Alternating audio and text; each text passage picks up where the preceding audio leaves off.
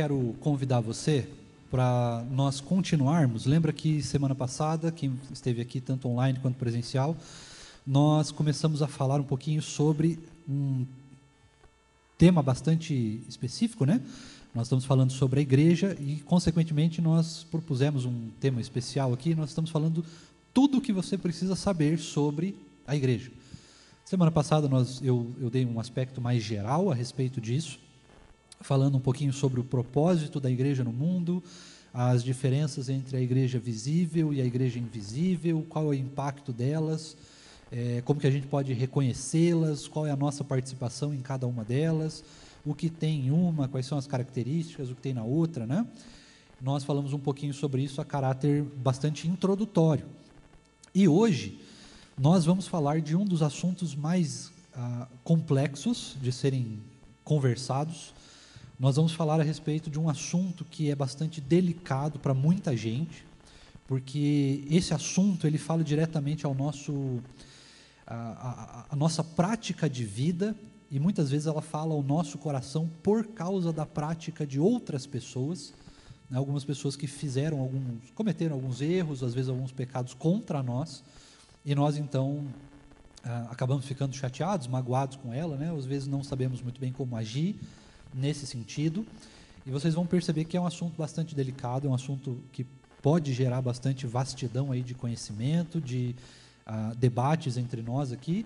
Então eu já quero te convidar, você fique absolutamente à vontade, você que nos acompanha aí pela internet ou você que está aqui presencialmente conosco, você é absolutamente meu convidado, eu peço que você participe, porque esse é um assunto que interessa muito mais a você, que é membro comum da igreja, né, do que a mim mesmo, que faço parte da liderança da igreja, né, mas que também sou um membro, né, sou uma ovelha também do Senhor, né, mas ainda assim eu estou na liderança, então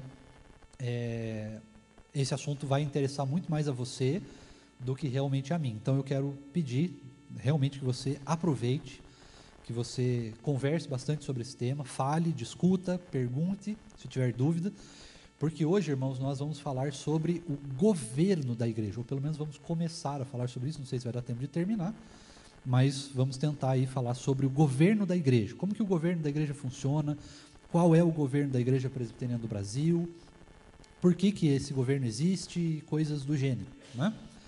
Nós vamos caminhar aí um pouquinho sobre esse conhecimento, vamos falar um pouco sobre isso, nós vamos falar um pouco sobre as estruturas eclesiásticas da nossa igreja, né? As sociedades internas, a junta diaconal, nós vamos falar sobre o diaconato, inclusive, vamos falar um pouquinho sobre o presbiterato, o conselho da igreja, os pastores, os presbíteros docentes e regentes.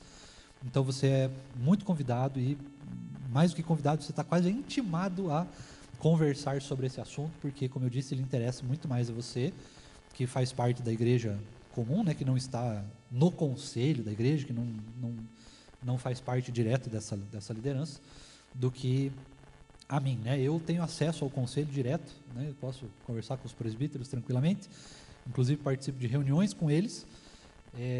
Então eu sei bem como que funciona a estrutura da igreja, sei bem como funciona, e é o momento de você aproveitar para poder tirar suas dúvidas a respeito disso, de como que funciona, por que a nossa igreja tem uma constituição, por que não tem, por que funciona, por que não funciona, enfim. É o momento para você compartilhar, né? Eu imagino que a gente não vai concluir esse assunto todo nessa manhã, nós vamos continuar aí na semana que vem, falando a respeito disso. Isso vai depender muito também da sua participação, do quanto você tem dúvidas, das perguntas que você queira fazer, tá bom? Se você quiser participar aqui, levante uma das suas mãos, imagino que o Otávio vai levar aí o microfone sem fio até você, e aí você pode então participar conforme a aula vai acontecendo, e para quem está na internet vai deixando aí seu comentário, sua dúvida, e em momentos oportunos eu vou abrindo aqui para a gente falar aí a respeito dos comentários que estão sendo feitos pelos irmãos que estão na praia, em casa, no campo, na montanha, enfim, qualquer outro lugar do gênero. Em Pato Branco, né, e outros lugares assim. Irmãos, eu quero só começar então, para que a gente possa ter um texto básico a respeito dessa aula, embora seja bem difícil escolher um texto básico para essa aula, mas eu quero te convidar para abrir a sua Bíblia comigo lá em Atos, capítulo 15, versículos de 1 a 6, Atos dos Apóstolos, da Igreja do Espírito Santo, enfim, livro de Atos, capítulo 15, versos de 1 a 6. Aí quem tiver com o microfone sem fio pode ler para nós, por favor.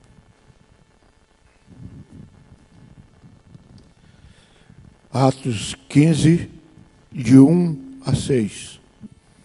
Diz a palavra do Senhor. Alguns indivíduos que desceram da Judéia ensinavam aos irmãos: se não vos circuncidardes, segundo o costume de Moisés, não podeis ser salvos.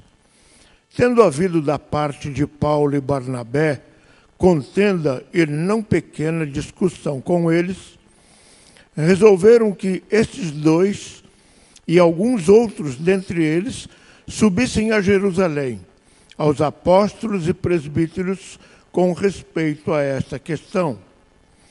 Enviados, pois, e até certo ponto acompanhados pela igreja, atravessaram as províncias da Fenícia e Samaria e, narrando a conversão dos gentios, causaram grande alegria a todos os irmãos. Tendo eles chegado a Jerusalém, foram bem recebidos pela igreja, pelos apóstolos e pelos presbíteros, e relataram tudo o que Deus fizera com eles. Insurgiram-se, entretanto, alguns da seita dos fariseus que haviam crido, dizendo: é necessário circuncidá-los e determinar-lhes que observem a lei de Moisés. Então se reuniram os apóstolos e os presbíteros para examinar a questão. Esse texto é um texto muito bacana, um texto fantástico, um texto de uma riqueza de detalhes bastante intensa. E esse texto ele nos fala a respeito da preparação de um concílio. Como que funciona, então, um concílio, uma reunião onde se debatem assuntos a respeito da Igreja do Senhor, né? Assuntos teológicos, assuntos de cunho administrativo, enfim, os assuntos que podem ser discutidos são vários, mas esse texto nos narra a respeito disso, de uma primeira vez que houve, então, um concílio na história da igreja. E isso é muito bacana, porque esse concílio, ele é um concílio representativo. Você vê aí que as pessoas escolhem alguns membros, dentre eles aí pastores e presbíteros, né? Nós vamos ver que pastores e presbíteros, na verdade, são a mesma coisa. O que difere é exatamente a função, mas eles são presbíteros iguais. E nós vamos ver algumas outras coisas a respeito disso, de como que funciona um conselho, como é que, enfim, todas essas questões, nós vamos ver isso. Mas esse texto, ele nos fala a respeito disso. Tinha algumas questões na igreja local, né, que rodeavam ali a circunvizinhança local, e eles precisavam discutir isso. Então eles fazem um grupo para que não haja contenda, né, mais discussão, às vezes discussão inútil, para que não haja muita perda de tempo também, né, que seja um negócio mais ágil, mais rápido. Eles então deliberam a respeito de algumas pessoas que poderiam então discutir aquela questão e se reunirem para fazerem justamente isso, né, fazerem essa proposição de assuntos aí, discutirem e tornarem, né, perceberem, pensarem e estruturarem a melhor resposta para a igreja. Essa foi a participação aí do primeiro concílio da igreja, e é muito bacana a gente olhar. Eu não vou entrar agora nos detalhes desse concílio, de como que funcionou e tudo, mas a gente vai eventualmente passar um pouco por ele e por outros concílios também, para a gente dar uma olhada como que funcionou a construção da igreja, a construção do cânone, né, bíblico, como é que a Bíblia foi compilada, por que a gente tem tantos livros e não tem, enfim. Nós vamos passar um pouquinho disso, e tudo isso foi feito em concílio. Então isso é muito bacana de a gente lembrar. Mas, irmãos, eu quero começar uma parte bem introdutória, falando a respeito do governo da igreja, né? E é óbvio que eu nem preciso te dizer, que esse seria o ponto-chave da aula. O governo da igreja, ele funciona apenas de uma maneira direta e uma maneira indireta. O que eu quero dizer com uma maneira direta e uma maneira indireta? Diretamente, o governo da igreja, ele sempre está debaixo do governo de Deus. Quem governa a igreja é o próprio Deus, que é o Senhor da igreja. Isso acho que é ponto para todo mundo, ninguém consegue discutir isso à luz da palavra de Deus ou de qualquer outro ato, né?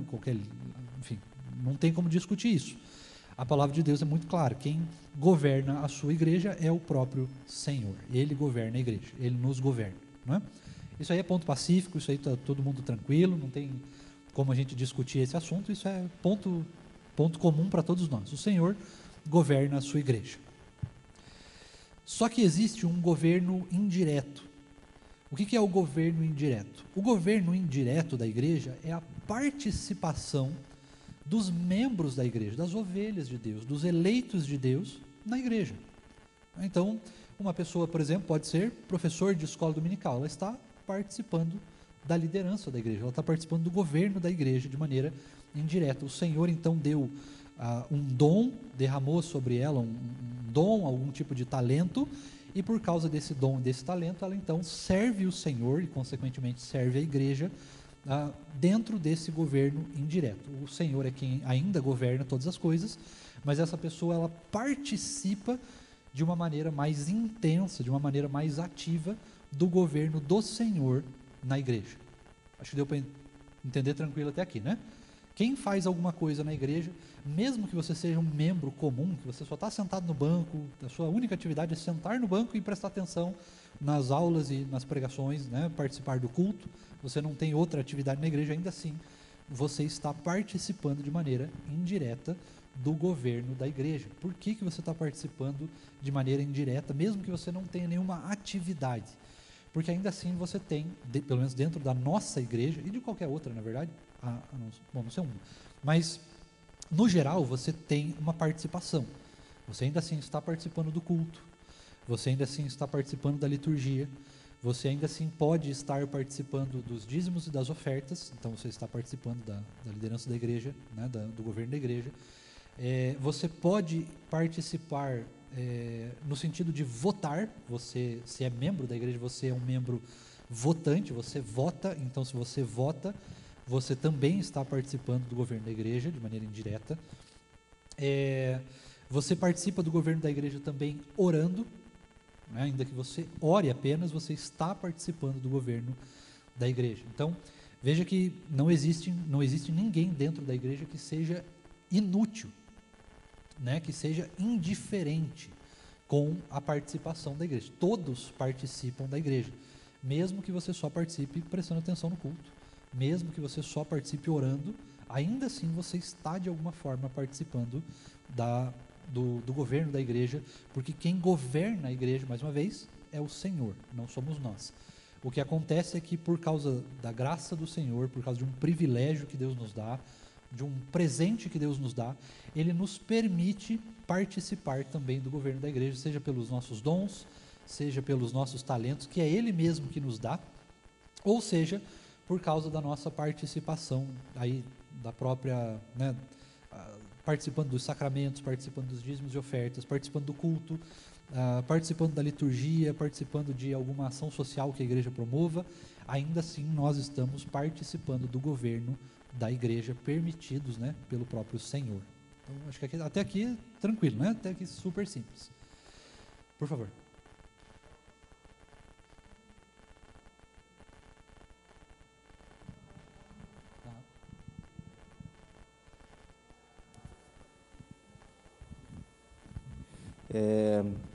Acho que vale a pena fazer uma distinção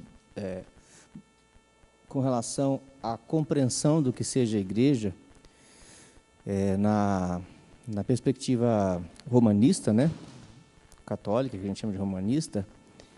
Igreja é a reunião dos clérigos, a reunião dos padres, né, das freiras, dos bispos, isso é a igreja. Na compreensão protestante, a igreja é vista no sentido espiritual. Então, todos que estão em Cristo são igreja. E para sustentar essa compreensão é que a Reforma Protestante do século XVI advogou o sacerdócio universal dos crentes, né? Então, a gente vai falar de governo da igreja porque é possível dentro da ideia de que todos somos igreja. Se nós não fôssemos protestantes, se nós fôssemos católicos, por exemplo, já não seria possível falar da mesma maneira, sem ser clérigo, sem ser ordenado freira ou padre, porque a pessoa comum na Igreja Católica não é igreja, ela é leigo. Então, na Igreja Protestante não tem essa divisão do que é eclesiástico e leigo, porque todos somos igreja, todos somos sacerdotes. Então, falar de governo da igreja dentro do contexto protestante é absolutamente diferente de falar de governo da igreja do contexto católico. Eu vou citar agora, eu vou trazer desde a perspectiva do Antigo Testamento, como é que funcionava o governo da igreja lá no Antigo Testamento e como que ele funciona agora nas várias denominações que nós temos, né? Então, essa vai ser uma parte bem histórica da aula, então preciso que você preste bastante atenção aí. Vamos começar um pouquinho lá no Jardim do Éden, bem tranquilo aqui, né? Jardim do Éden, você lembra, na semana passada nós falamos um pouco sobre isso, a igreja começa no Jardim do Éden com Adão e Eva, eles já eram igreja, a partir do momento que nós percebemos alguns aspectos da relação deles com Deus, nós já vemos que ali já existia, então, uma igreja, né? Nós podemos colocar nesse sentido da perspectiva bíblico-reformada.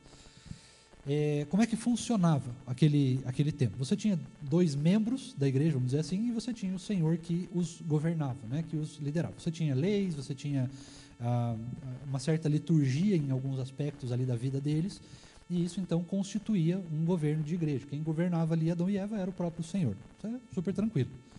E aí eles então eram a primeira igreja. Logo depois da queda, nós temos uma pequena diferença da igreja, e nós temos visto isso nas pregações que eu tenho feito à noite, no domingo seguindo aquela série falando sobre os relacionamentos. Nós vamos perceber que de Adão e Eva, que eram basicamente um casal, nós então passamos agora de casal para família. Então o governo da igreja ele passa a ser de um governo simplesmente teocrático exclusivo para apenas um casal, né, para 2 pessoas, e ele passa, então, a ser um governo de Deus para as famílias. E aí Deus, então, começa a manifestar um desejo e dentro da sua revelação, ele passa, então, a revelar que os membros, homens, patriarcas das famílias, seriam também, de certa forma, sacerdotes dessas famílias, né? Então, nós temos essa primeira forma ali de governo. A igreja era as famílias.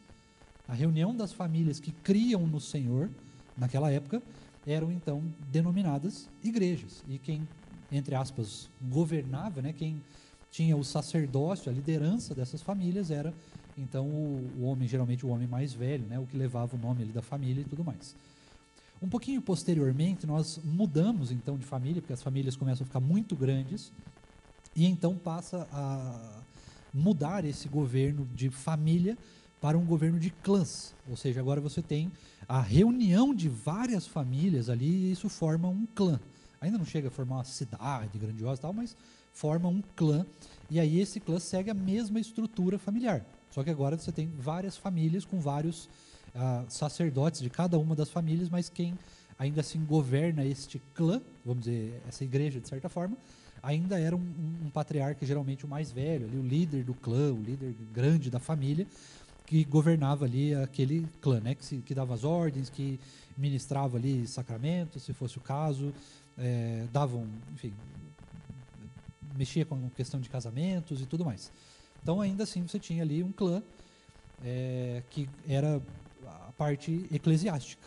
Então, um clã de famílias que criam no Senhor ali era, então, a igreja do Senhor, ainda que não tinha esse nome de igreja. Um pouco posteriormente, nós então começamos a tomar alguns formatos. Nós saímos do clã, principalmente depois que nós saímos ali do Egito, quando o povo é libertado do Egito, nós então começamos a ter alguma estrutura mais parecida com a estrutura que nós temos hoje de igreja no sentido físico, né? Lembra que a gente falou de igreja física e de igreja visível e invisível, né?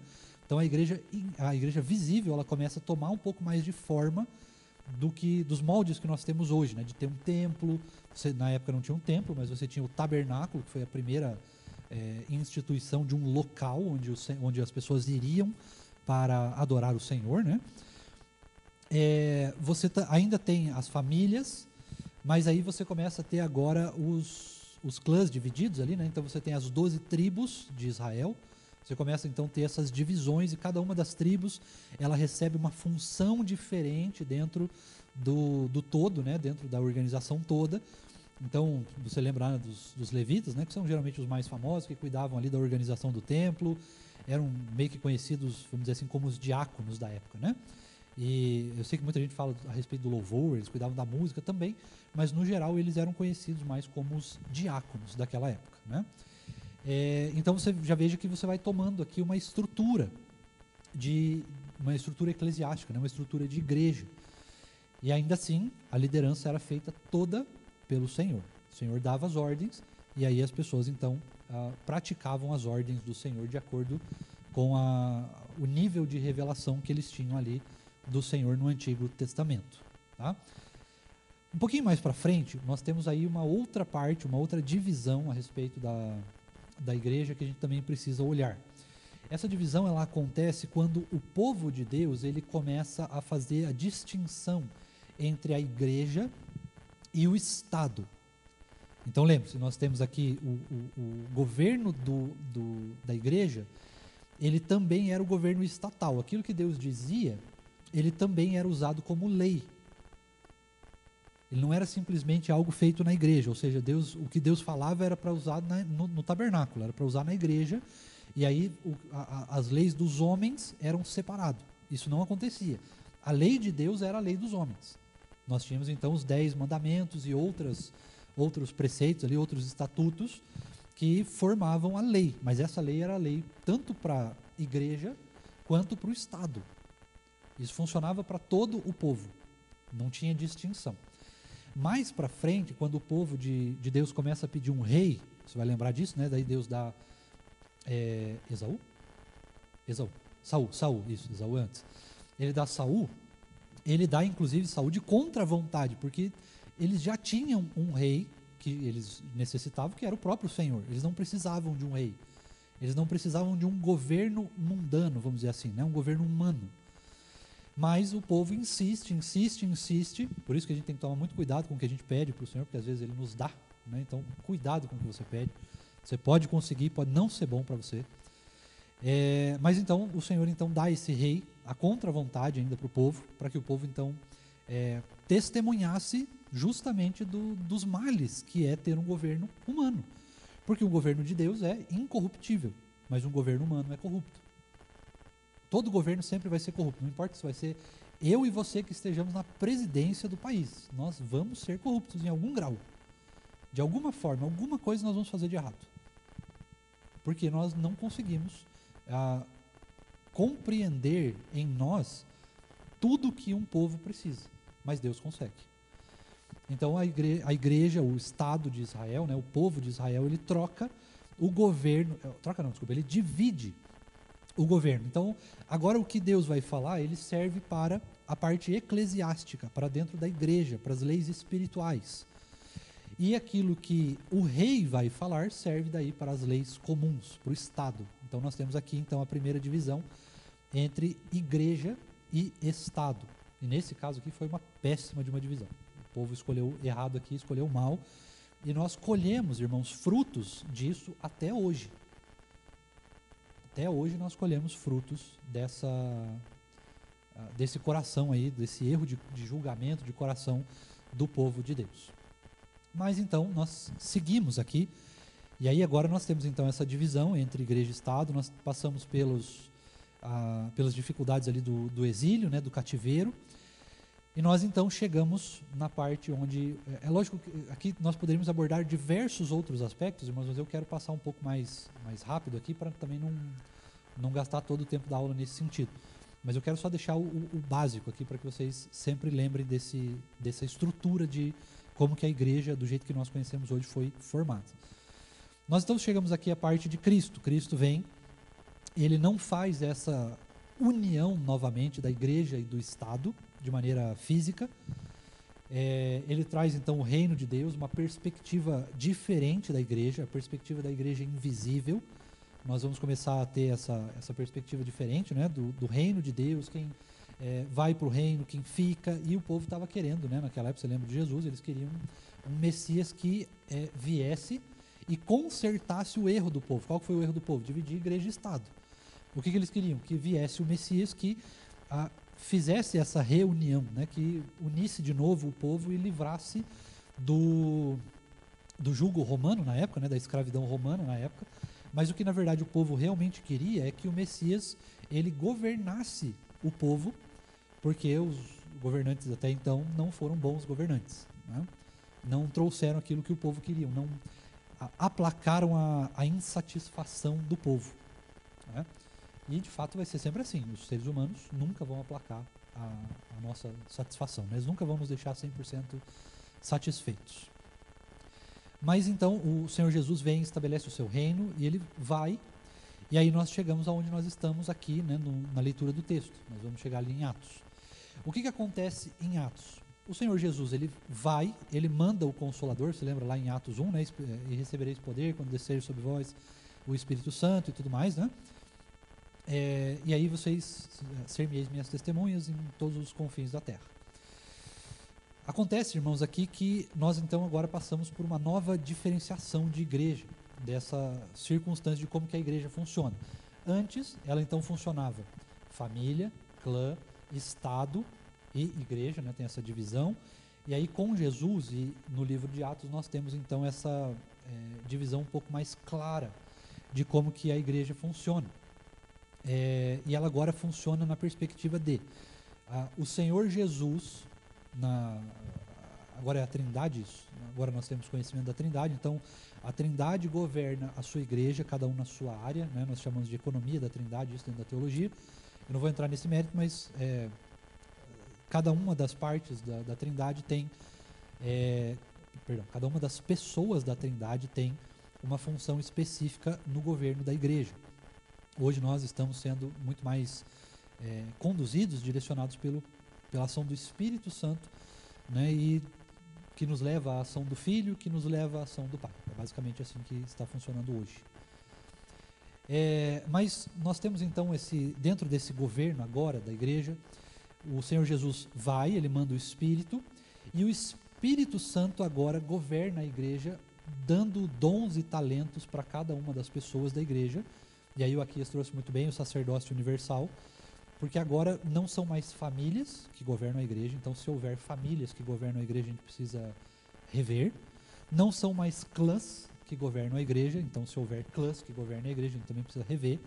E também não são pessoas únicas que governam a igreja, no caso, como se fosse um pastor, né? O pastor governa a igreja, o presbítero fulano de tal governa a igreja. Não é assim que funciona. Mas a igreja, ela recebe esse sacerdócio universal, essa responsabilidade de que cada um dos eleitos, ele tem uma responsabilidade única e exclusiva que é dada somente a ele neste governo da igreja atual. Tranquilo até aqui? Alguma pergunta?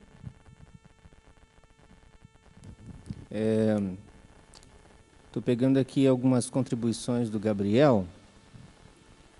Ele faz algumas perguntas que eu acho que podem nos ajudar de agora em diante.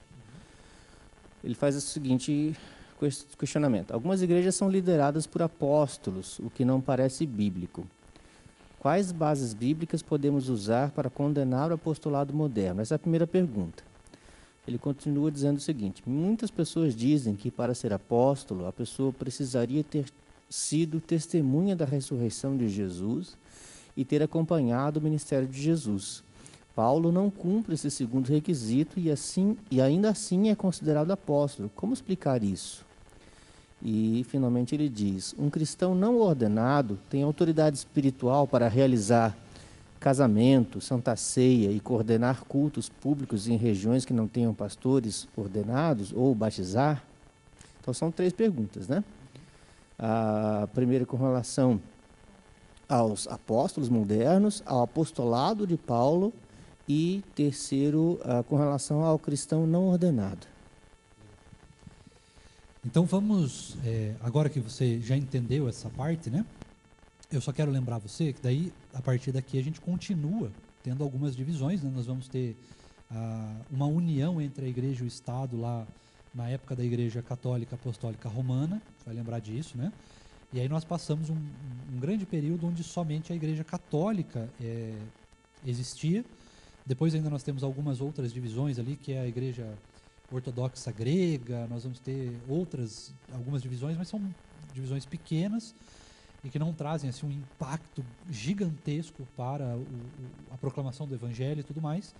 Mais para frente, ali em 1517, nós iniciamos a Reforma, e a Reforma traz de volta essa ideia de que a igreja ela é uma igreja independente do Estado, ainda que ela tenha sua influência no Estado, mas ela traz essa ideia de volta do sacerdócio universal, porque a igreja ela se construiu, pelo menos a igreja católica, e foi o que o Aquias trouxe bem no começo da aula, ela se construiu a respeito de uma eclésia, de um grupo seleto de pessoas que de fato eram considerados a igreja. Inclusive, se você lembrar, o Papa, uma das questões, né, do Papa é que ele como é que fala? Um descendente de Pedro. Né? Ainda que não seja um descendente físico pelo sangue, é um descendente espiritual de Pedro e tal. Né? Você tem toda essa situação na Igreja Católica e eles constroem toda uma hierarquia ali, onde a participação do povo é praticamente zero. Para não dizer que é zero, é praticamente zero, porque o povo ainda participa, né? Porque, de certa forma, em alguns aspectos, o povo nem participa. Então, é um negócio bastante complicado, uma ideia de governo muito, muito complicada, né? Um governo muito humanizado. Inclusive, a autoridade da Igreja Católica ela vai dizer que o Papa ele é infalível, ele não erra. Então, basicamente, nós estamos negando o que a Bíblia diz, né? Dizendo que o coração do homem é enganoso e desesperadamente corrupto. Porque para o Papa, não. O Papa ele recebe uma instrumentalização espiritual diferente e por causa dessa instrumentalização espiritual diferenciada, ele passa a ser um ser infalível. Ele não erra mais quando ele propõe algo teológico. Né? Então ele fala, não, agora a palavra de Deus é assim, tem que ser interpretada assado. Ele não erra, ele é infalível. O que a gente bem sabe que não é verdade, isso não existe. Né? A única coisa que é infalível é a própria palavra e ela dá testemunho dela mesma. Ela não precisa de seres humanos para testemunhar a respeito dela. Ela se explica a si mesma, né? Ela se interpreta a si mesma, inclusive. Então, nós temos esse governo da Igreja Católica, que se ordenou aí por basicamente 1.500 anos, vamos dizer assim, um pouco menos, mas digamos que seja mais ou menos isso. E aí então nós passamos à Reforma Protestante, a Igreja volta a ter a sua autonomia, a pensar mais ou menos como era no livro de Atos, né, como nós lemos, e aí nós vamos construindo outras formas ali de governo, um pouquinho mais ali para 1700, 1600, a gente constrói algumas outras formas de governo. Então vamos agora passar para essas formas de governo e eu vou respondendo justamente as perguntas do Gabriel nesse sentido. Nós temos, irmãos, basicamente 4 formas de governo. Nós temos outras, mas as relevantes, assim, as mais comuns são essas 4. Qual que é a primeira delas? A primeira delas é a Igreja Católica Apostólica Romana, que segue essa hierarquia aí do Papa, né, de uma pessoa que governa todas as outras. E aí ela funciona de uma maneira um pouquinho diferente ali, né, porque não é um pastor, mas é um Papa. E a Igreja Católica ela funciona basicamente entre ela não tem bem claro uma divisão entre igreja e Estado. Ainda que ela tenha, aqui no Brasil, se você lembrar, né, o Vaticano é um país. Né, tem um banco, tem uma forma de governo, tem uma polícia, tem um exército. Né, então, a igreja ela tem um país, ela governa a partir de um país, ainda que ela seja uma igreja. Né. Essa forma de governo, irmãos, ela é profundamente condenada nas Escrituras Sagradas. Né? Na própria Palavra de Deus nós vamos perceber que o jeito comum de governar a igreja, o jeito que seria, vamos dizer assim, certo, né? Ela é o que está descrito em Atos, a forma como os apóstolos faziam em Atos. Como é que eles faziam em Atos? Eles chegavam no lugar, pregavam o evangelho, enquanto eles pregavam o evangelho, eles iam elegendo presbíteros e diáconos, pessoas que iriam, então, a partir da saída deles dali para continuarem pregando o evangelho em outro lugar, para continuarem pregando o evangelho e plantando outras igrejas, aqueles presbíteros se tornariam lideranças, que correspondiam a outras lideranças, que correspondiam a outras lideranças. E é assim que funciona. Você não tinha um instrumento único, né, um pastor único, um papa único, alguém único que governava a igreja de maneira integral. Você tinha, então, um governo descentralizado em várias pessoas e a igreja tinha total participação na eleição desses presbíteros, diáconos, pastores e tal. Eu só não podia... A única coisa que a igreja não fazia era na ordenação dos apóstolos. A igreja não podia ordenar apóstolos. É a única coisa que não podia ser feita pela igreja, mas nós já vamos ver por que isso acontecia, tá?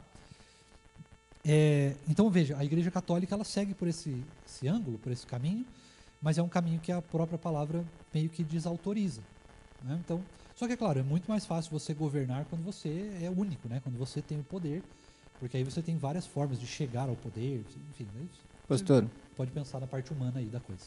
Diga lá. essa abrangência vamos dizer, da ingerência da Igreja Católica na vida das pessoas é bastante explícita, por exemplo, na relação que houve até recentemente entre a Igreja Oficial da Inglaterra e a escolha de um rei, por exemplo, ou da ordenação de um rei. É sempre presente, mesmo que a Igreja da Inglaterra hoje em dia não seja a Igreja Romana, mas ela é uma espécie de... é uma variação, digamos assim. A Igreja Anglicana é um tipo de Igreja Romana também, né? E ela está sempre presente em todos os atos oficiais.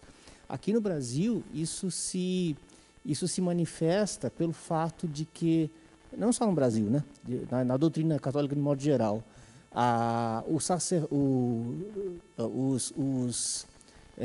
sacramentos abrangem toda a vida da pessoa, desde que ela nasce, então batiza, faz a crisma, a Santa Ceia, o casamento, sacramento, a extrema-unção é sacramento. Quer dizer, desde o nascimento até o final da vida, tudo era gerido pela igreja. Digamos, até o século XIX, quando não tinha separação entre Estado e igreja no Brasil, tudo fazia parte, ou era, digamos assim, tinha que ter o aval do padre da região, né? Eu trabalhei em registro de imóveis e percebi, aprendi nos muitos anos que eu vivi lá, que eu trabalhei em cartório, a quantidade de terras que a Igreja Católica tem. Isso criou consequências boas e ruins. Boas, porque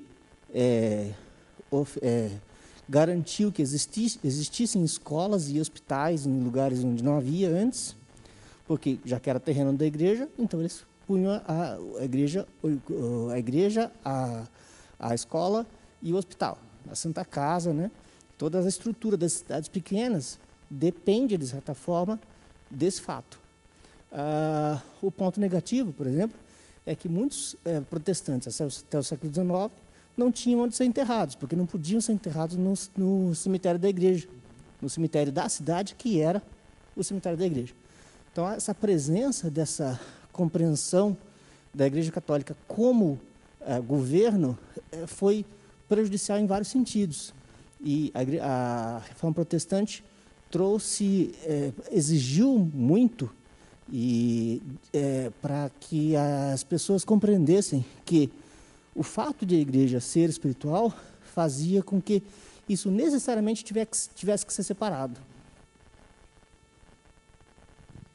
Essa parte do controle, né? Como que a igreja ela controla, porque isso é uma estrutura de governo no sentido de controle. Se eu governo a tua vida desde o nascimento até a morte, eu necessariamente controlo a sua vida. Toda a estrutura da sua vida, da cultura, ela é influenciada por mim. Hoje se perdeu muito isso, né? Ainda tem os aspectos culturais só, mas ele se tornou meramente cultural, né? As pessoas são católicas só porque são. E hoje em dia a gente está vivendo esse mesmo mal com a igreja evangélica, né? A pessoa diz que é evangélica, mas de evangélico, na verdade, não tem nada, né? De cristão não tem absolutamente nada. E aí a gente tem essa diferença da igreja católica. Nós temos um outro tipo de governo, bem lembrado aqui, você falou da igreja anglicana, ela é mais uma igreja episcopal, né? No sentido de que ainda tem ali o rei, né? Tem essa falta de divisão entre a igreja e o Estado, mas ela, de certa forma, é uma igreja episcopal, que é a segunda forma de governo da igreja. e que essa forma episcopal ela se difere em duas formas. Você tem a igreja anglicana, por exemplo, que é uma igreja episcopal, e você tem a maioria das igrejas pentecostais, e principalmente as neopentecostais, também seguem essa ideia do episcopado, né? De ter um bispo, de ter um apóstolo, de ter alguém assim que é a grande autoridade sobre a vida daquela igreja. No governo episcopal, de maneira bem simples, o governo da igreja está sobre apenas uma pessoa, que é ou não eleita. Ela pode, né, comprar a igreja, ela pode montar a igreja dela, e ela se torna então o bispo daquela igreja, daquela denominação. Aí você tem, né, os nomes que a gente conhece, né, Edir Macedo, você tem aí R.R. Soares, você tem outros, aquele do Chapeludo lá, eu não sei o nome e tal. Valdemiro Santiago, esse mesmo. Então você tem esses, são os apóstolos, né, os grandes líderes de uma igreja episcopal. Então o governo da igreja está sobre eles que decidem. Ou então, se eles decidirem, você pode decidir se você for uma liderança, decidem quem dá mais dízimo manda mais, assim, você tem esse tipo de aberração, né, no sentido de um governo de uma igreja, onde está só uma pessoa e às vezes essa pessoa acha que ela manda mais do que o próprio Senhor Jesus, inclusive. Então você tem esse tipo de governo que é bastante desestruturado pela palavra. Nós podemos quebrar ele aí facilmente, né? Só olhar para a palavra de Deus a gente já vê que esse tipo de governo é desaconselhável, desautorizado e até mesmo errado pela estrutura que a própria palavra nos apresenta. Não precisa fazer grandes interpretações de texto, nada disso. A gente só olhar para o texto a gente já vai ver que não é bem assim que a igreja foi feita, e então a gente não precisa seguir por essa doutrina. Nem mesmo os apóstolos dentre eles se colocaram como assim, um é maior do que o outro, né? E quando tentaram, o próprio Senhor Jesus os desautorizou, né? A palavra do pastor Lucas, inclusive, na semana passada. Por fim, irmãos, nós temos uma outra forma de governo, antes de entrarmos na nossa, que é o governo congregacional. O que é o governo congregacional? O governo congregacional basicamente é seguido pela maioria dos nossos irmãos batistas, talvez 99% dos batistas seguem o governo congregacional. E o que é o governo congregacional? Basicamente, todas as ações, tudo que a igreja vai fazer em termos de liderança, em termos de teologia, em termos de reforma, em termos de qualquer tipo de mudança, a igreja decide através da assembleia. Seria basicamente a maneira mais simples. Por exemplo, nós queremos trocar os bancos da igreja. Eu estou falando direto sobre esses bancos, né? Mas nós precisamos trocar os bancos da igreja. Não é um conselho que decide, ou não é uma pessoa que decide. A igreja tem que se reunir em assembleia, e aí dentro dessa assembleia nós vamos decidir que tipo de banco que a gente vai comprar, se vão ser bancos de madeira, se vão ser banco de couro, se vai ser banco de poltrona, se vão ser puff, cadeira, enfim. Então a igreja congregacional ela vai nesse sentido. Todas as decisões da igreja são feitas a partir de uma assembleia. Isso tem algum problema bíblico, alguma coisa? Não necessariamente bíblico, não. Você não consegue dizer que isso é um pecado, é um erro gravíssimo, nada disso. Mas em contrapartida, você tem alguns riscos. Quais são os riscos? Você tem o risco de descentralização da teologia, por exemplo. Então, você veja que você vai numa igreja batista, ela sempre vai ser diferente uma da outra. Dificilmente ela vai ser uma igual à outra, como você teria num governo presbiteriano, por exemplo. Ou num governo episcopal, né, que todo mundo meio que segue aquela doutrina lá, igual a do grande líder da igreja. Se você for numa igreja católica, hoje tem algumas diferenças, mas no geral a igreja católica ela sempre vai ser igual, a liturgia é sempre a mesma, a vestimenta é sempre a mesma, a cultura é sempre a mesma, porque você tem essa tradição, você consegue estabelecer uma tradição. Na igreja congregacional, essa tradição ela pode correr um risco gravíssimo de ser perdida. Então, por exemplo, se nós aqui presbiterianos fôssemos congregacionais, nós poderíamos chegar aqui e constituir uma assembleia, onde nessa assembleia seria discutido se nós teríamos pastoras, por exemplo. A maioria da igreja quer pastoras, então a maioria da igreja vai votar pelas pastoras e a igreja presbiteriana do Brasil no Tarumã vai então ter pastoras a partir de agora. E ninguém vai poder fazer nada por isso. Por quê? Porque a assembleia decidiu. E não tem um encargo maior, você não tem uma liderança maior do que a própria assembleia. A não ser que depois daí de alguns anos, né, passam uns 5 anos, 10 anos, a assembleia daquela próxima geração vai olhar e falar, não, puxa, essa foi uma ideia ruim, vamos voltar a ter só pastores. Ou não, agora nós vamos ter pastoras e nós vamos ter pastoras que na verdade são pastores. Você tem essas aberrações aí também. Então, são coisas que podem acontecer. É um perigo gravíssimo que pode acontecer. Isso vale para a teologia também. Você pode pegar uma igreja batista, que é uma igreja extremamente reformada, às vezes até mais reformada, do que a própria igreja presbiteriana. Eles são mais calvinistas do que nós, por exemplo. Eles são mais presbiterianos do que nós em alguns aspectos. Por outro lado, você tem igrejas batistas, que você vai entrar lá e são igrejas neopentecostais. Por que isso acontece? Porque a Assembleia decidiu. Então isso é um perigo, é um governo bastante perigoso. Mas ele não tem nenhum erro teológico gravíssimo, assim, não está desautorizado pela palavra, né? Mas é um governo perigoso, um governo que você precisa tomar muito cuidado, é um governo difícil, eu diria. Eu desaconselharia, na minha opinião, não é um governo muito seguro, né? Dependendo da teologia que a gente segue, é um governo meio complicado aí. Por fim, nós temos, então, o governo representativo, que é o governo presbiteriano. O que é o governo presbiteriano representativo? Basicamente, a Assembleia da Igreja, ela elege pessoas que vão representar os interesses da Igreja. Basicamente, esse é o governo presbiteriano que nós seguimos.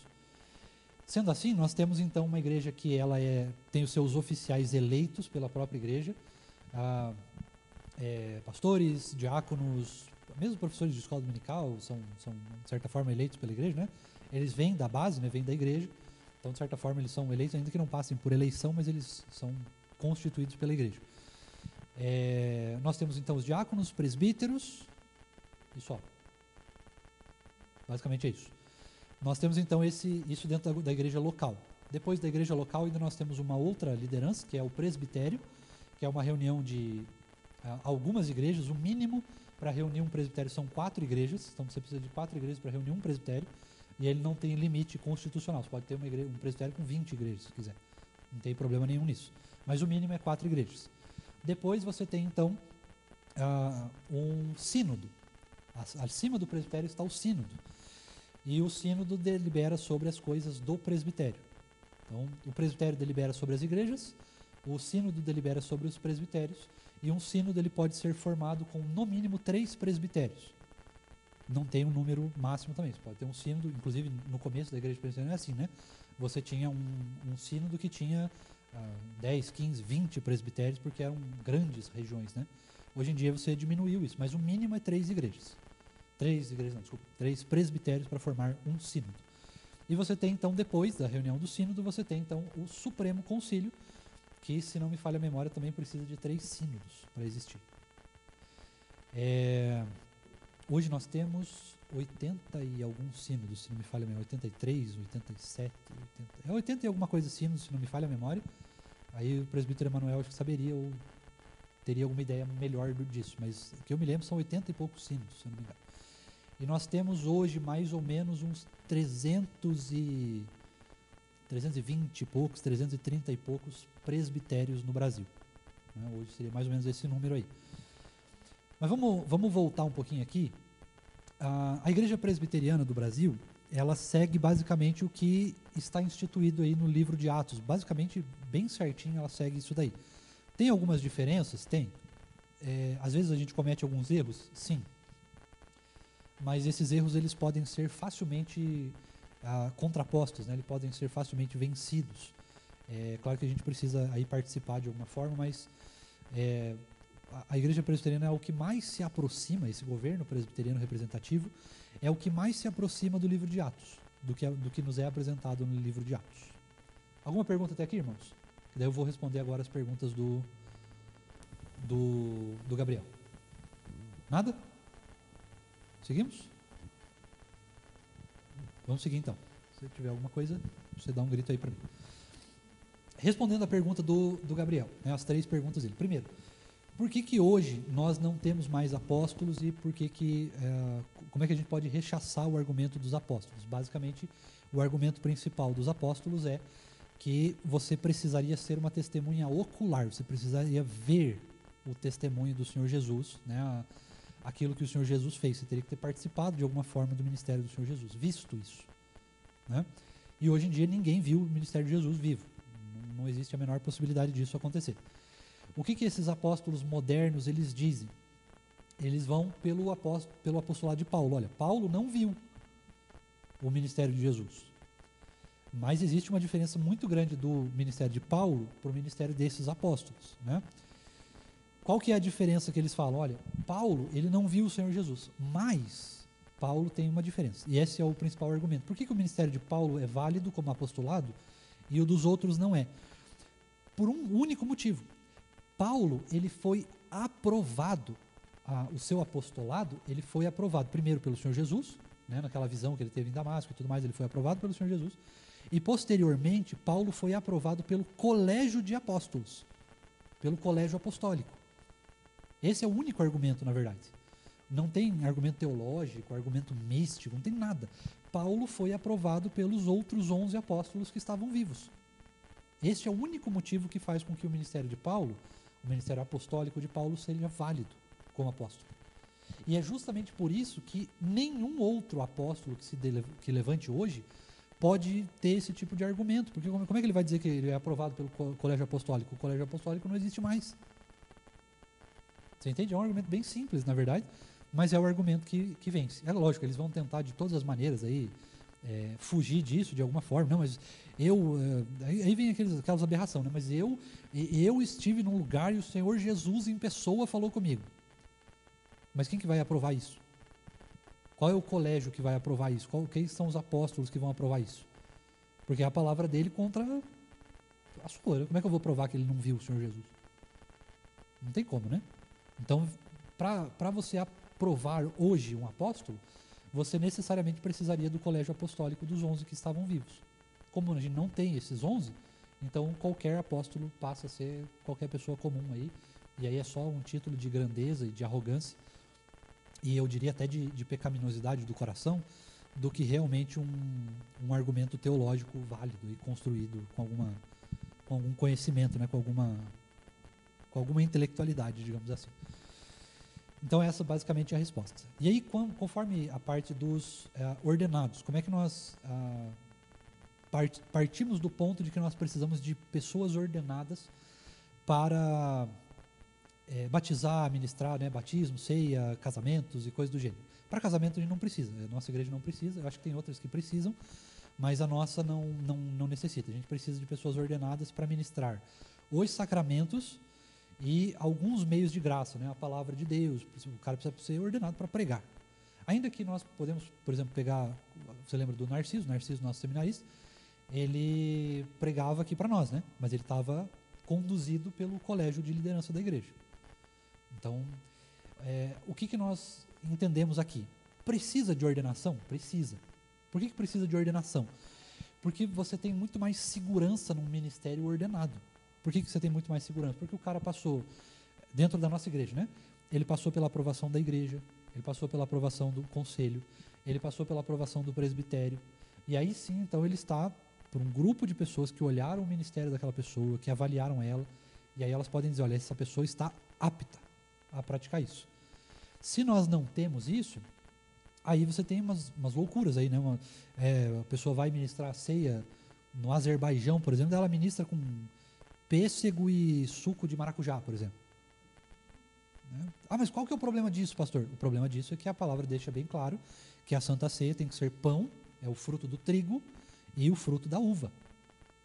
Então qualquer coisa que está fora disso não é Santa Ceia. Mas é espiritual. Você tem as aberrações teológicas. Como é que eu vou controlar a teologia de um caboclo desse que não está ordenado, que não segue ninguém? Né? Então é um grave perigo isso. Está errado? Não está errado, porque nós temos o sacerdócio. Então o cara pode ministrar o batismo se ele souber o que está fazendo. Como o Felipe batizou, por exemplo, né? Foi lá e batizou. Não tinha ninguém não tinha testemunha, não tinha nada, era só ali o que estava ali. Só que, por que a diferença, né? Ele era um apóstolo. Ele era alguém que estava sob a liderança da igreja naquela época. Então, o melhor é que a gente siga pela liderança, sendo cada um de nós ordenados. E aí, às vezes, a gente tem os argumentos usados, né? Fala assim, mas a ordenação, ela demora muito. É verdade. Ela demora muito, principalmente se ela for de boa qualidade. Ela precisa demorar bastante, sim. No entanto, se você pega alguém que está ali de qualquer jeito, né, ou o cara manifesta ali um desejo só, como é às vezes na Assembleia de Deus, ou pelo menos era. Hoje já não é tão assim, mas na Assembleia de Deus tinha até uma piada, né, que a pessoa começava a falar em línguas, a pessoa já estava ordenada pastor. Não é assim que funciona. A pessoa precisa passar por um colégio de liderança, ela precisa passar pelo escrutínio da igreja, pelo escrutínio dos presbíteros, dos anciãos da igreja. Ela precisa realmente ser provada se ela realmente está no caminho certo. E aí o argumento é assim, mas isso demora demais, e como é que a gente vai levar missionários? Os missionários são comissionados, são ordenados. A igreja ordena os missionários para que eles ministrem Santa Ceia, para que eles possam ministrar batismo, para que eles, pelo menos na nossa igreja é assim, outras igrejas não fazem, mas ainda assim eles estão sendo ordenados pela igreja. Na igreja batista, por exemplo, ainda que não vai ser um colégio de presbíteros, não vai ser um presbitério, eles ainda assim são ordenados pela igreja a cumprirem o mandamento. Se eles vão fazer certo, né, ou não, aí compete à Assembleia decidir, né, a igreja decidir. Mas veja que a gente tem uma segurança muito maior de como que as coisas vão ser feitas quando a gente envia alguém. E se o caboclo for para lá, e aí ele chega lá e começa a fazer umas aberrações, a igreja tem toda a autonomia de chamar a atenção dele como igreja, como conselho, como presbitério, como sínodo e como supremo concílio, se for necessário. Então você tem toda aí uma estrutura para controle desse cidadão, para que ele não seja um maluco qualquer aí fazendo umas besteiras. Pastor.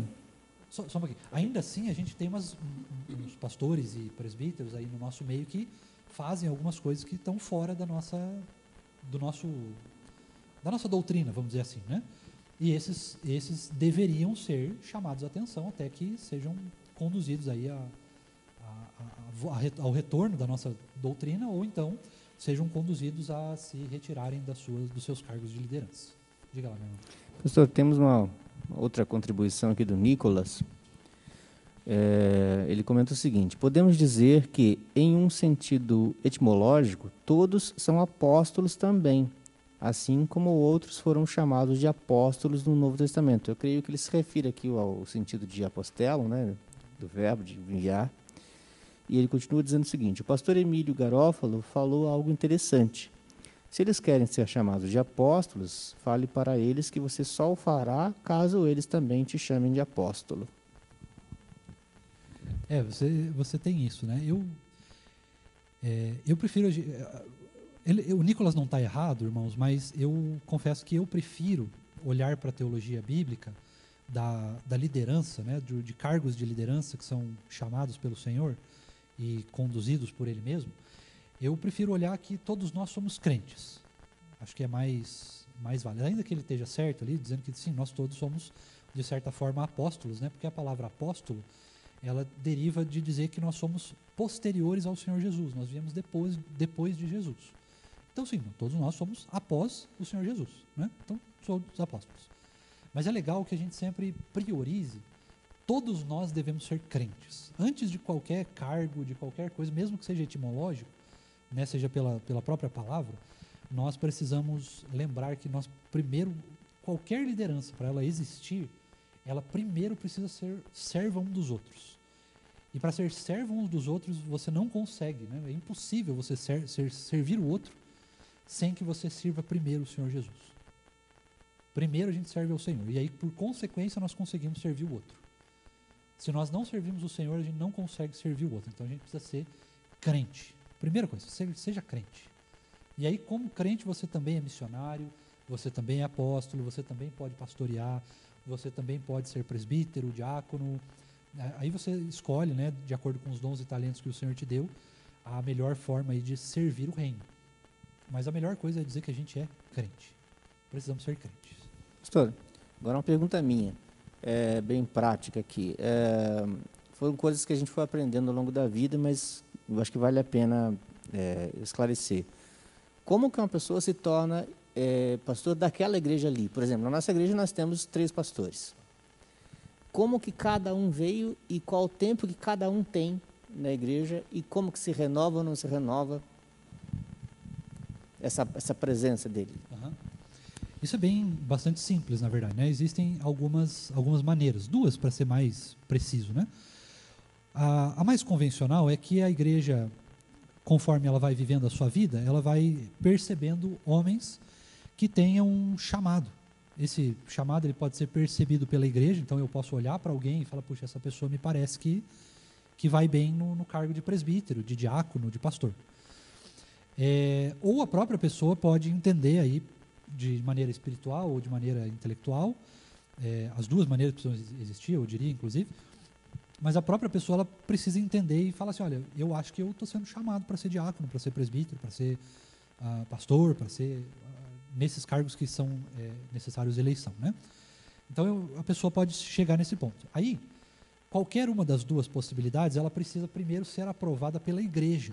A igreja precisa perceber naquela pessoa esse chamado dela. A igreja precisa perceber.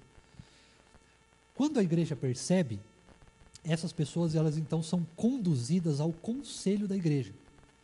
Ou a pessoa vai pedir isso, ela vai falar, olha, eu gostaria de ser avaliado como um possível candidato ao ministério do diaconato, ou do presbiterato, ou do pastoreio, do pastorato. E aí o conselho, então, que foi escolhido pela igreja, vai representar os interesses da igreja, dizendo, observando aquela pessoa e decidindo se aquela pessoa realmente é ou não chamado, se ela tem ou não um chamado. Como é que ele vai fazer isso?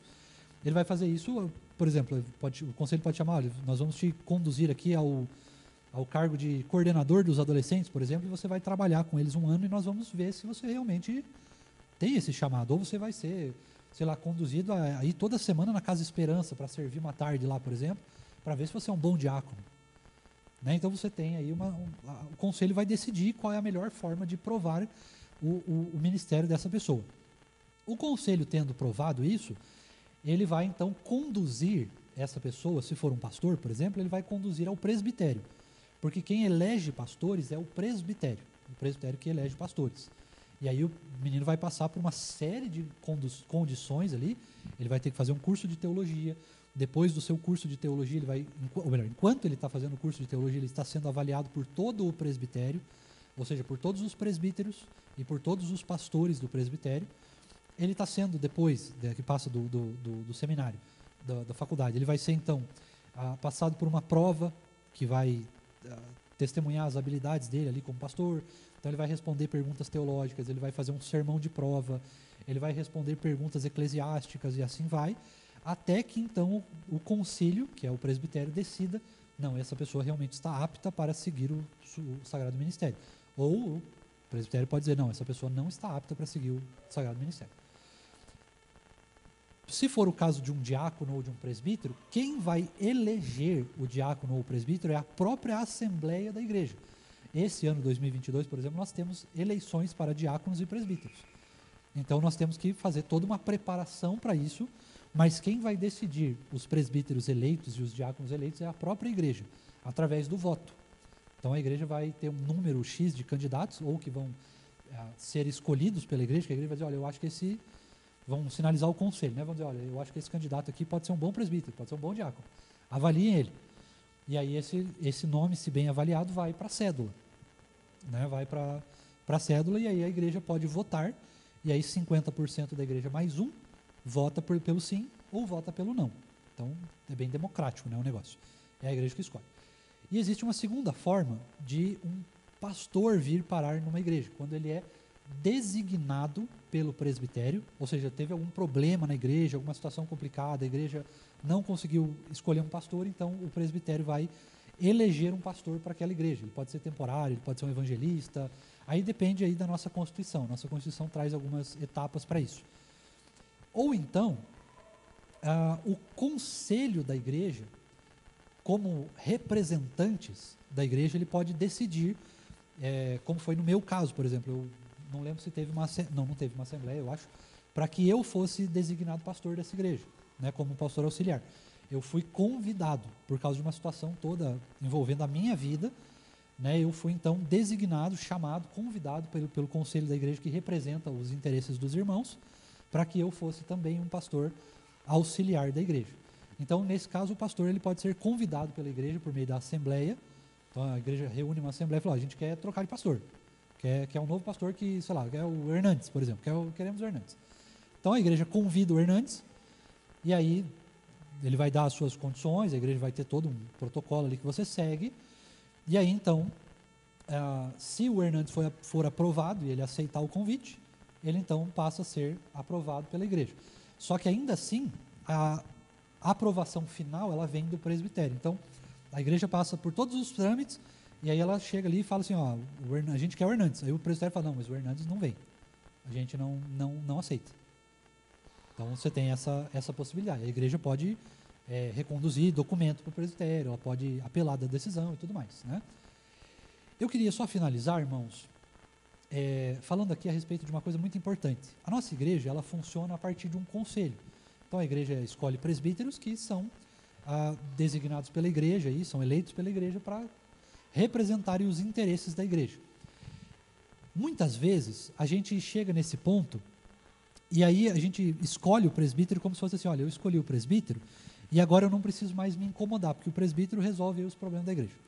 Isso não é verdade, irmãos, isso não é a igreja presbiteriana do Brasil. A igreja presbiteriana do Brasil, ela funciona a partir da igreja, a partir da assembleia da igreja, de vocês, né? Então, por exemplo, se eu quisesse olhar, hoje você olha para a igreja e fala assim, por que o teto é branco e não é amarelo? Eu queria que o teto fosse amarelo. Você pode pegar uma carta, né, uma folha de papel, e você pode escrever ao concílio da igreja uma carta dizendo assim, ao conselho da igreja presbiteriana do Brasil do Tarumã, né, da igreja presbiteriana do Tarumã, solicito que o teto seja pintado de amarelo. Você pode justificar isso, ou pode não justificar isso, tanto faz, né? Vai de você. Mas todas as decisões da igreja relevantes ao conselho, elas são abertas ao escrutínio da comunidade, ao escrutínio da igreja, da assembleia, né? dos membros da igreja. Então, se você olha para uma coisa que está acontecendo na igreja e você não se sente muito bem confortável com essa coisa, você pode escrever ao conselho e o conselho vai responder a você de forma a te instruir, né? Por que está sendo feito assim, por que não está sendo feito assado. Ou o conselho pode simplesmente olhar para você e não falar, realmente, o teto amarelo seria uma boa ideia, vamos pintar o teto de amarelo. Normal, não tem problema nenhum. Se o conselho decidir, está tudo certo. Mas existe uma participação real e precisa existir essa participação da igreja para que o conselho não se torne um conselho de pessoas ali que fazem o que eles bem entendem. O conselho não pode fazer o que ele bem entende. O conselho, ele representa os interesses da igreja. É claro que se os interesses da igreja, por exemplo, se a nossa igreja chega aqui e fala assim, poxa, vamos eleger presbítero agora. O conselho vai falar, não, a Constituição da igreja não permite isso. Mas a igreja pode chegar e falar, não, mas eu quero que seja levado ao presbitério um documento que vai decidir isso no presbitério. E o presbitério pode levar para o sínodo, e o sínodo pode levar para o Supremo Concílio, como geralmente acontece. Então existe uma participação, a igreja sempre está participando das decisões do conselho. E sempre pode e deve participar de todas as decisões do conselho. Eu quero continuar falando sobre isso, mas eu vou continuar falando sobre isso na aula que vem, que a gente continue falando sobre o governo da igreja, porque isso é muito importante, como que a igreja participa da igreja, né? Como que a gente participa do governo da igreja, como que a gente resolve os problemas, né? Como que a gente denuncia um pecado, como que a gente faz. Toda essa parte eu vou continuar, se assim Deus me permitir, ou o pastor Lucas vai continuar, não sei, um dos dois vai continuar na semana que vem, falando a respeito disso daí, tá bom? Estamos encerrados, podemos orar? Para finalizar? Deus bendito, nós louvamos o Teu nome pela aula que tivemos, ó Deus, que o Senhor possa continuar nos instruindo a respeito do governo da igreja, que é um tema tão delicado, tão sensível, é um tema que precisa fazer parte da nossa convivência, das nossas conversas diárias, é um tema que exige a nossa participação e também exige a nossa sabedoria, mas sabedoria é dada pelo Senhor. E nós pedimos que o Senhor nos instrua à luz da Sua palavra, que o Senhor fale conosco, que o Senhor derrame de graça sobre o nosso coração, para que possamos entender a dinâmica da constituição da nossa igreja, para que nós possamos entender a dinâmica do governo da nossa igreja e possamos participar desse governo com sabedoria e que essa sabedoria seja dada pelo Senhor. Que não seja o nosso coração que governe a Tua igreja, que não seja o nosso coração que governe uns aos outros, que não seja o nosso coração que decida, mas que nós possamos fazer a nossa tomada de decisão, que nós escolhamos as coisas à luz da Sua palavra e à luz da sabedoria do Senhor, à luz do Teu Evangelho, é o que nós Te pedimos em nome de Jesus. E também, Deus, pedimos que o Senhor continue abençoando o nosso dia, para que nós estejamos preparados para logo mais à noite louvarmos e engrandecermos o Teu nome em culto público, possamos ouvir a Tua palavra mais uma vez, Deus, e sermos por ela profundamente impactados. Derrama de graça sobre nós, Deus, continua nos dando um dia de paz, de tranquilidade, de alegria, junto com as nossas famílias e com os nossos amados, é o que nós te pedimos em nome de Jesus. Amém. Deus nos abençoe, irmãos, até mais o culto à noite, que começa às 19 horas.